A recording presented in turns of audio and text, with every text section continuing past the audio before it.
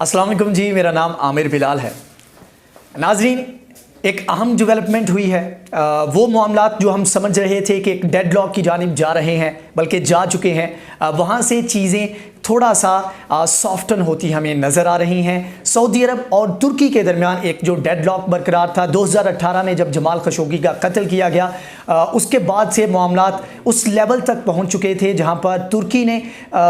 Accuse किया Saudi अरब को, मोहम्मद बिन सुलेमान को एक्यूज़ किया, और उसके बाद मोहम्मद बिन सुलेमान को डायरेक्टली नहीं तो इनडायरेक्टली माफ़ी भी मांगना पड़ी। और इस हवाले से यूएई को भी तुर्की एक्यूज़ करता रहा है कि वहाँ पर जो फ़ौजी बगावत हुई थी उसको बैक किया था यूएई की जानिब से, और सऊदी अरब को भी इसी तरह के इल्ज़ामात लगाए जाते हैं। दूसरी जानिब सऊदी अरब तुर्की को अपने लिए एक बड़ा थ्रेट समझ रहा है आने वाले वक्त में, क्योंकि उसको लगता है कि खिलाफत उस्मानिया के बाद 2023 में जब वो 100 साला मुआहदा उनका ख़त्म होगा तो उस वक्त जो तमाम तर मामलात हैं वो दोबारा उसके रिवाइवल की जानिब तुर्की लेकर जाना चाहेगा। तो उसके ऊपर उसको लगता है कि वो इलाके, वो स्टेट्स, वो ममालिक जो कि पहले तुर्की के उनके ऊपर काबिज़ था, तो दोबारा से डायरेक्ट वो कब्ज़ा तो नहीं करेगा, लेकिन अपनी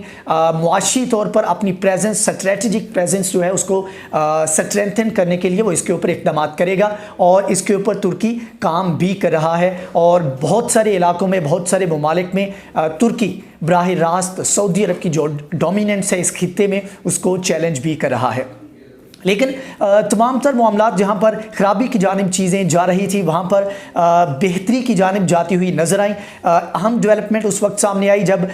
तुर्की सदर रजब तैयब एर्दोगान की जानिब से MBS और शाह सुलेमान के साथ एक टेलीफोनिक कॉल की गई, टेलीफोनिक राबता किया गया, जिसमें अहम अमूर के ऊपर तबादला ख्याल किया गया। और जब अहम अमूर की बारी आती है या बात की जाती है तो उस वक्त बहुत सारे ऐसे मामलात जिसमें इंतहाई अहमियत के हामिल इश्यूज़ होते हैं उनको डिस्कस किया जाता है, और बाकायदा तौर पर कोई एजेंडा तो सामने नहीं आ सका, लेकिन बात ये रखी गई है, एलामिया जो जारी किया गया है उसमें ये बात रखी गई है कि मामलात और आपस के ताल्लुकात जो है उनको बेहतर बनाने के ऊपर काम किया जाएगा। इसके ऊपर अब अगर आप बात करो तो जो कंबाइंड GDP बनती है वो तकरीबन 3 से 4 ट्रिलियन डॉलर की बनती है इन दोनों ममालिक की। तुर्की की बात करें तो तुर्की चाइना और पाकिस्तान के साथ ताल्लुकात को बेहतर बना रहा है, और ये दो ममालिक पाकिस्तान और चाइना जो है ये तुर्की को एज ए लीडर देख रहे हैं, और सब्स्टिट्यूट सऊदी अरब का उसके तौर पर तुर्की को आगे लाना चाह रहे हैं। लेकिन सऊदी अरब ये चाहता है कि वो ईरान को भी काउंटर करे, तुर्की को भी काउंटर करे, और पाकिस्तान उनके साथ हो, लेकिन वो कुछ शराइत रखते हैं जिनके ऊपर पाकिस्तान नहीं जाता।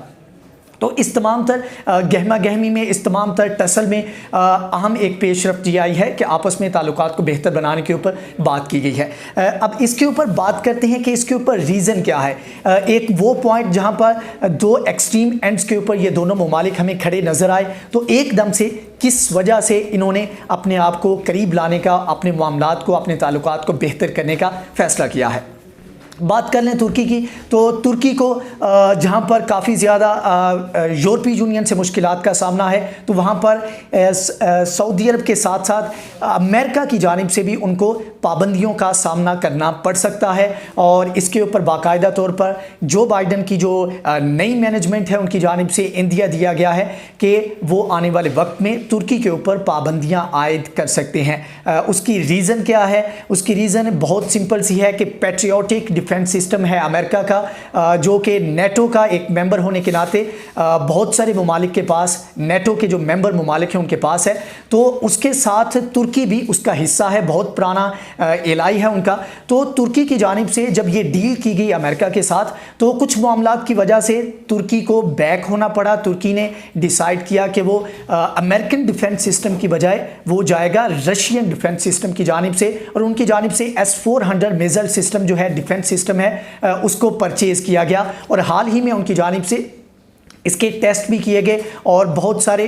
उन्होंने टेस्ट किए और बाकायदा तौर पर रजब तैयब एर्दोगान की जानिब से इसका ऐलान भी किया गया। तो इस चीज़ से तकलीफ़ हुई अमेरिका को, और अमेरिका चाहता है, और अमेरिका का जो क्लेम है वो ये कहता है कि जो नेटो मेंबर्स हैं उनके पास हमारे वाला सिस्टम है, आपको हमारे सिस्टम के बारे में भी पता है, डिफेंस सिस्टम का भी पता है, और आप रशिया का डिफेंस सिस्टम भी परचेज़ कर रहे हैं। तो ये कॉन्फ्लिक्ट ऑफ इंटरेस्ट है। हमारे जो ममालिक हैं, जो नेटो मेंबर्स हैं, उनके लिए आप आने वाले वक्त में ख़तरा है, तो इसलिए हम आपके ऊपर आने वाले वक्त में मज़ीद सैंक्शंस लगाएंगे। तो एक तरफ ये मामला, दूसरी जानिब जो सबसे बड़ा 2023 का एक जो विज़न है तुर्की का,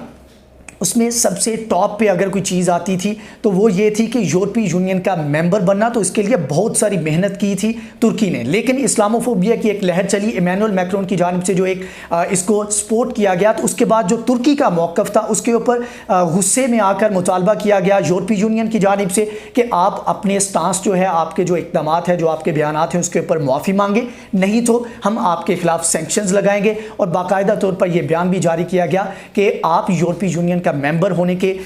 अगर बहुत करीब आ गए थे तो आप उतना ही दूर चले गए हैं। मुस्तकबिल करीब में आपको इसमें ज़्यादा पेशरफ्त देखने को नहीं मिलेगी। तो ये मामलात हैं जिसमें काफ़ी ज़्यादा मुश्किलात का सामना है। और इसके अलावा अगर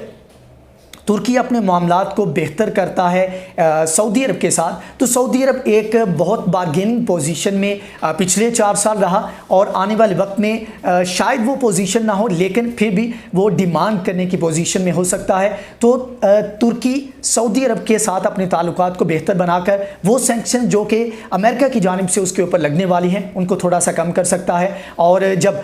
ये फ्रेंच प्रोडक्ट्स के बाइकआउट का ऐलान किया गया रजब तैयब एर्दोगान की जानिब से, तो फ्रांस की जानिब से और यूरोपीय यूनियन की जानिब से मुतालबा किया गया अरब वर्ल्ड से कि वो इस बाइकआउट का हिस्सा ना बने, और इसके ऊपर फिर अमल भी किया सऊदी अरब और दीगर ममालिक की जानिब से। तो एक जो प्रेशर बिल्ड किया जा रहा है, एक जो पाबंदियों की धमकी दी जा रही है यूरोपीय यूनियन की जानिब से, उसको भी नॉर्मलाइज करने में, उसको भी ख़त्म करने या थोड़ा सा टेंशन को कम करने में सऊदी अरब की मदद ली जा सकती है। जो प्लान है तुर्की का, उसमें अभी तकरीबन 3 साल का अरसा है, तो तब तक मामलात जो हैं उनको नॉर्मलाइज़ किया जा सकता है। तो ये एक पॉसिबल रीज़न है तुर्की के सऊदी अरब के साथ मामलात को बेहतर करने की। अब बात कर लेते हैं सऊदी अरब की कि सऊदी अरब क्यों चाहता है कि वो तुर्की के साथ मामलात को बेहतर करे। जब से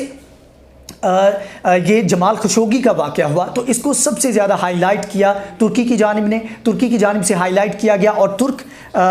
टेरिटरी के ऊपर ये वाक़या पेश आया तो तुर्की ने इसको कैश करवाया। इसके ऊपर यूएई के ऊपर भी इल्ज़ाम लगाया और साथ में सऊदी अरब के ऊपर भी इल्ज़ाम आयद किया गया। अब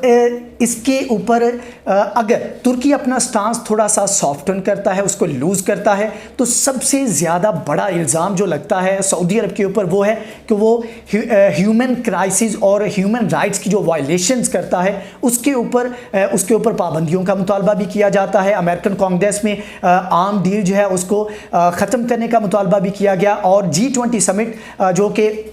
हफ्ता और इतवार को हो रही है उसमें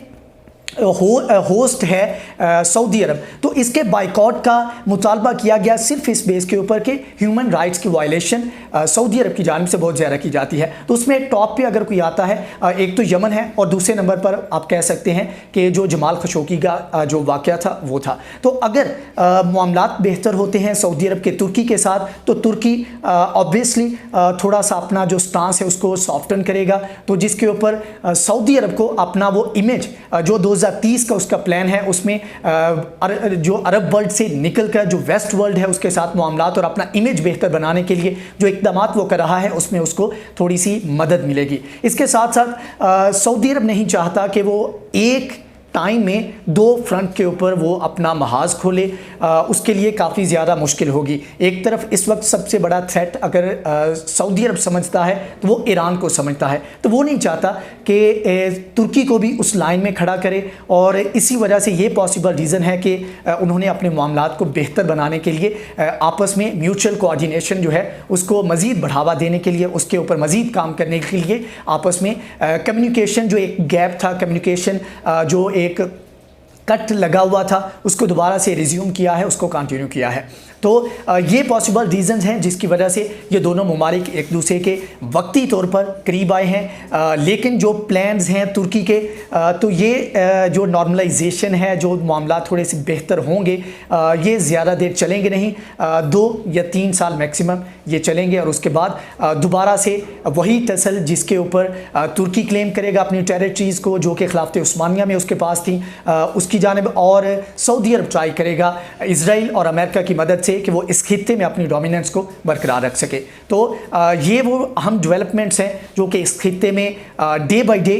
ان میں تبدیلی آ رہی ہے، یہ ہو رہی ہیں۔ تو انشاءاللہ جیسے ہی آنے والے وقت میں کوئی نئی ڈیولپمنٹ آتی ہے تو اس کے بارے میں بھی ہم آپ کو آگاہ کریں گے۔